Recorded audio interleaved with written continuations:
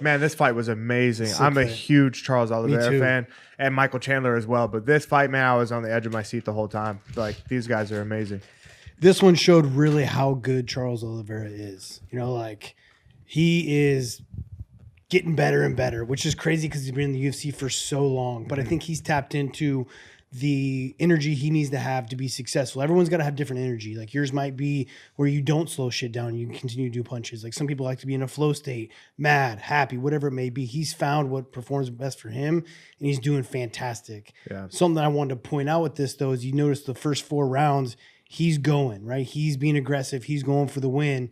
And then the only time there was a glimpse for Chandler to win was in the 5th round when you see Oliveira finally say, like, I got this in the bag. I'm going to chill. I'm going to be defensive. And then he does not fight well defensive because you've seen Chandler came out and catch him with something rather than him having his foot on the pedal going forward. If you'd have done that in the 5th round as well, too, it would have been a completely different fight. Yeah, I totally agree. Yeah.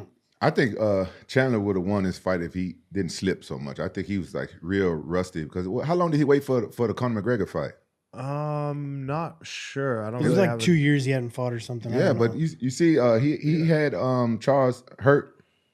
Only in the only time he had him hurt was in the 5th round. In the 5th round. Yeah, he had like 13 unanswered punches. I think the ref could have stopped it. But there are a lot of them to the Back back of the head. I don't understand. Bro. Yeah. I do not understand how they didn't call any of those punches because They were all like elbows clean, to the back of the clean head. to the back. yeah. No, I think Oliveira did a really good job like controlling him, right? Yeah. Like, although he didn't get the submission, it's like even positions like this are super awkward, but the clock is ticking down.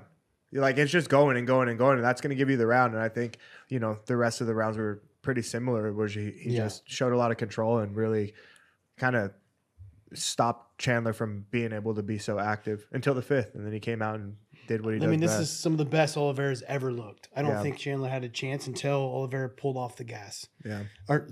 Oliveira pulled off the gas, give Chandler a chance to hit that big shot, and almost got to finish in the 5th round. It was just a dog. That's what he needed, though. Yeah, he needed that, but that didn't happen until Oliveira decided to just be defensive rather than going for the win. From the first fight, wasn't Chandler winning the fight until the end? Yep. So I thought that he was going to come back. Well, that's what I'm saying. Like Oliveira looks so good. He's grown since that fight, even like hitting takedowns and trips and like taking his back and just kind of picking him apart. 'Cause you got to be a fan of Chandler, just the way he's always been in an amazing. Like the guy's one of the most entertaining fighters in all the fights he's been in, right? So I'm a big fan of his too. But I just love Oliveira's story. Where he came from, what he's turned into, and how he's continued to grow like 14 years into the UFC, Yeah, Roundtree, but how slippery is that canvas in the UFC, though? It's not slippery at all. What you mean it's not slippery? He was sliding around like he's on ice skates. Slip and slide. Until you get on like the logos, I feel like those are the slipperiest parts. But for me personally, I think that the canvas is pretty rough. You guys don't find the canvas slippery? I do, but I fight differently, right? Like he fights a little bit more his feet I'm a in the heavy guy, ground. yeah, He's like, I'm going a to heavy throw guy. bigger shots. I'm bouncing around, moving, pushing hard off my feet. And so like sometimes I slip off the ball with my feet. And I feel like Chandler fights that way as well too. Like Roundtree and Luke, they're kind of a little bit more like feet are in the ground looking for them power shots and slipping, I think the logos for sure. Sometimes the logos maybe, but the canvas is not bad. Yeah. I feel like. Okay. Yeah. I thought it was kind of slippery. Calluses. One thing I wanted to What'd you say? Wow. Wait, say that again. Say that again. Why you gonna make him say it again? Wait, say that we again. all heard Missed him. it. Tree, you're saying that the reason why Rampage Jackson, former UFC champion and Pride champion, the reason why he slips and slides around the ring like he's at Raging Waters is why? I just said because he might have all them calluses. Interesting.